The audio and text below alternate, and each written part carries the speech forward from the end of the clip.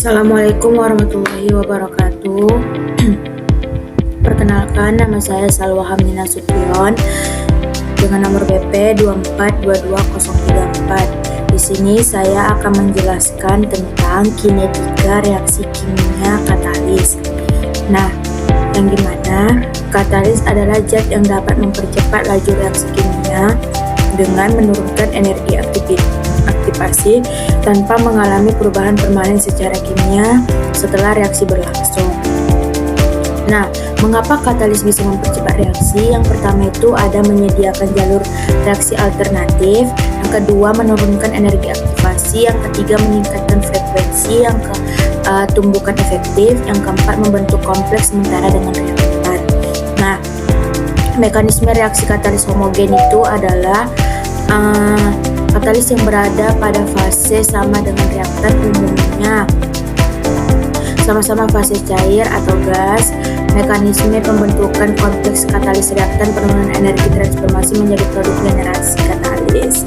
Nah, selanjutnya ada mekanisme katalis heterogen yang dimana berada pada fase reaktan umumnya katalis padat dan reaktan gas atau cair. Mekanisme reaksinya itu difusi reaktan ke permukaan katalis, absorpsi reaktan, reaksi pada permukaan katalis, deformasi produk, defusi produk menjauh menjadi katalis. Nah, selanjutnya ada katalis enzim.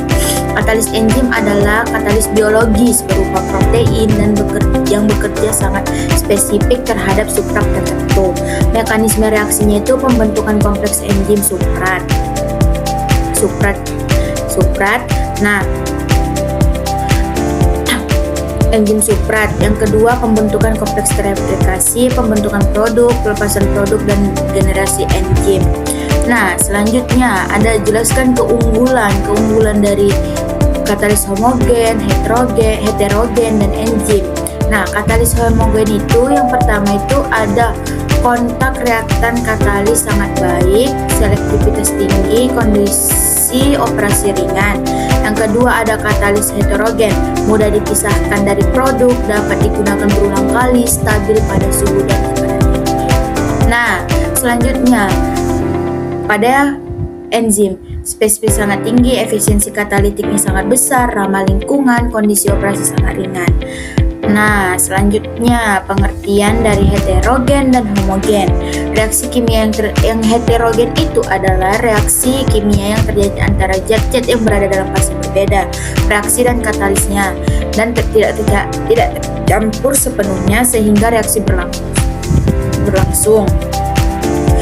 Nah, reaksi homogen adalah reaksi kimia di mana semua reaksi dan produk berada dalam satu fase yang sama seperti cairan, gas, atau padatan. Selanjutnya, ada contoh reaksi heterogen dan homogen. Contoh reaksi heterogen itu yang pertama ada pembakaran karbon padat dalam gas oksigen. Bisa teman-teman lihat sekalian, yang ini ada CS ditambah O2G menjadi CO2G. Nah, yang kedua ada reaksi antara logam dan seng dan larutan asam klorida, yang dimana reaksinya itu ada JNS ditambah 2HCl AQ menjadi JnCl2AQ ditambah H2G. Nah, contoh reaksi homogen. Yang pertama ada reaksi antara gas nitrogen oksida dan karbon monoksida. Yang kedua adalah larutan asam klorida dengan natrium hidroksida atau netralisasi. Nah, selanjutnya apa itu reaksi enzimatis? Reaksi enzimatis adalah reaksi kimia yang terjadi di bawah pengaruh enzim sebagai katalis biologi. Enzim adalah molekul protein yang mempercepat reaksi kimia dalam organisme hidup tanpa ikut terubah secara permanen dalam reaksi tersebut. Nah, reaksi kimia pembuatan bioetanol. Pembuatan bioetanol terjadi melalui proses fermentasi gula sederhana atau glukosa menggunakan mikroorganisme seperti ragi. Reaksi kimianya adalah C6H12O2 menjadi enzimase 2C2H5OH ditambah 2CO2, yang dimana ada substrat atau bahan baku glukosanya, ada produknya, ada katalisnya.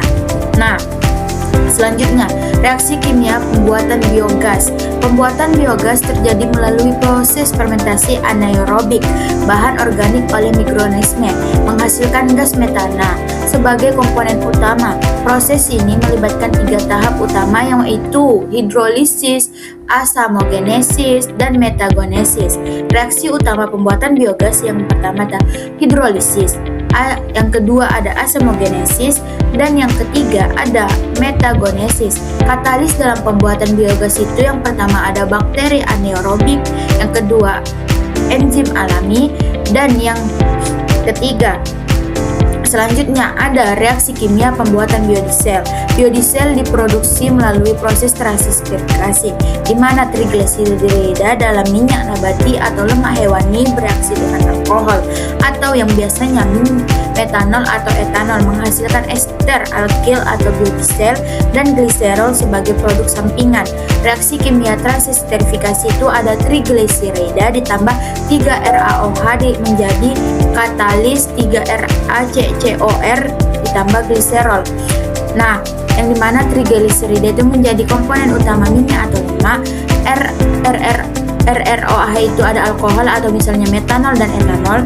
RCCOR itu ada ester alkil atau biodieselnya. Nah, reaksi kimia pembuatan biodiesel itu katalis yang digunakan itu adalah katalis basa homogen, yang dimana natrium hidroksida dan unparjornal atau kalium hidroksida.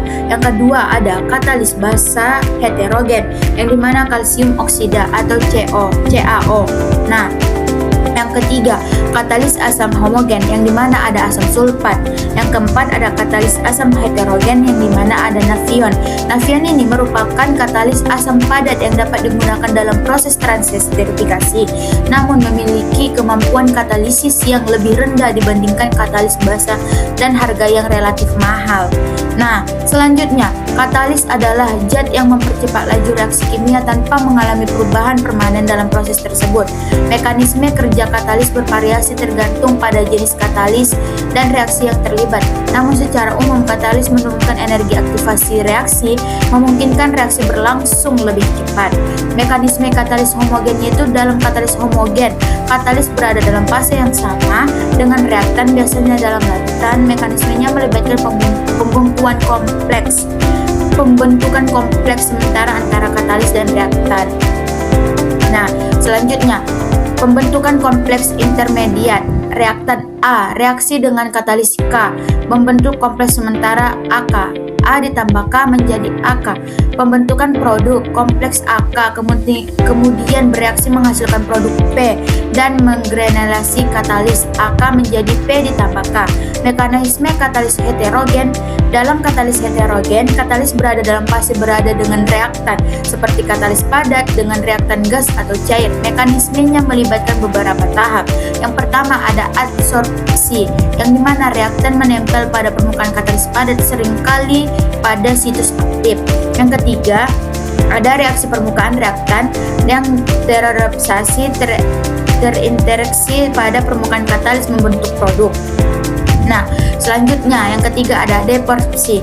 Produk yang terbentuk melepas diri dari permukaan katalis, meninggalkan situs aktif, siap untuk siklus berikutnya. Nah, penyebab matinya katalis yang pertama itu ada pengotoran atau fouling, yang dimana penumpukan deposit seperti karbon atau kokas atau partikel lain pada permukaan katalis yang menghalangi akses reaktan ke situs aktif. Dampaknya ada menurunkan luas permukaan aktif katalis sehingga mengurangi efisiensi. Yang contohnya itu pembentukan kokas pada katalis dalam reaksi hidrokarbon. Yang kedua ada peracunan atau poisoning, yang deskripsinya itu yang dimana absorpsi kekuatan zat pengotor seperti sulfur, fosfor atau senyawa nitrogen pada situs aktif katalis yang menghambat fungsi katalitiknya. Yang kedua yang dimana ada dampak itu menurunkan atau bahkan menonaktifkan aktivitas katalis, yang dimana contohnya itu kontaminasi sulfur pada katalis logam dalam proses hidrogenase. Nah, selanjutnya ada yang dinamakan dengan penggumpalan atau sintering, yang dimana pertumbuhan atau penggumpalan partikel logam aktif pada suhu tinggi yang mengurangi luas permukaan aktif. Dampaknya itu menurunkan aktivitas katalis karena berkurangnya situs aktif yang tersedia. Contohnya pengumpulan partikel pada logam, pada katalis yang reaksi refracting pada suhu yang tinggi. Nah, yang selanjutnya itu ada pengerusakan, yang dimana atau atrisirition, yang dimana kerusakan fisik katalis akibat gesekan, tekanan atau aliran fluida yang menyebabkan pencahayaan struktur katalis, mengurangi efisiensi katalis karena perubahan struktur dan distribusinya ukuran partikel. Contohnya itu ada pengikisan katalis pada reaktor fluid bed. Nah, yang selanjutnya itu ada penguapan. Nah, contohnya itu penguapan komponen logam dari katalis pada proses yang berlangsung pada suhu yang sangat tinggi. Nah, yang terakhir itu ada kontaminasi oleh logam, yang dimana dampaknya itu menurunkan aktivitas dan selektivitas katalis. Contohnya itu kayak kontaminasi logam berat dalam proses pengolahan minyak bumi. Nah, cara menaklukkan katalis kembali itu ada dua. Yang pertama itu ada pemanasan. Dengan cara pemanasan ini, katalis pada suhu tinggi di bawah aliran udara atau gas inert untuk menghilangkan deposit karbon fokas untuk senyawa volatil yang menutupi siklus aktif. Contohnya kayak generasi katalis alumina yang terdeaktivasi oleh reaksi hidrolasi etanol pemanasan pada suhu 600 derajat Celcius selama 4 jam. Nah, oksidasi dan reduksi. Nah, contoh dari oksidasi dan reduksi ini kayak generasi katalis PT dalam melalui oksidasi dengan gas O2 dan 350 derajat Celcius selama 2 jam, diikuti dengan reduksi menggunakan gas H2 pada 400 derajat Celcius selama 1 jam. Nah, mungkin itu saja yang bisa saya jelaskan. Selanjutnya itu ada pencucian. Nah, dengan cara pencucian ini penggunaan pelarut asam atau basa untuk melarutkan dan menghilangkan logam pengotor atau senyawa yang menyebabkan katalis. Nah, contohnya itu ada metode untuk dilakukannya dengan hati-hati untuk menghindari perlalutan komponen yang aktif pada katalis. Nah, yang keempat itu ada sonikasi atau ultrasonik, yang contohnya itu kayak regenerasi katalis dengan metode sonikasi telah terbukti meningkatkan luas untuk permukaan dan aktivitas katalis. Nah, selanjutnya itu ada hidrotermal.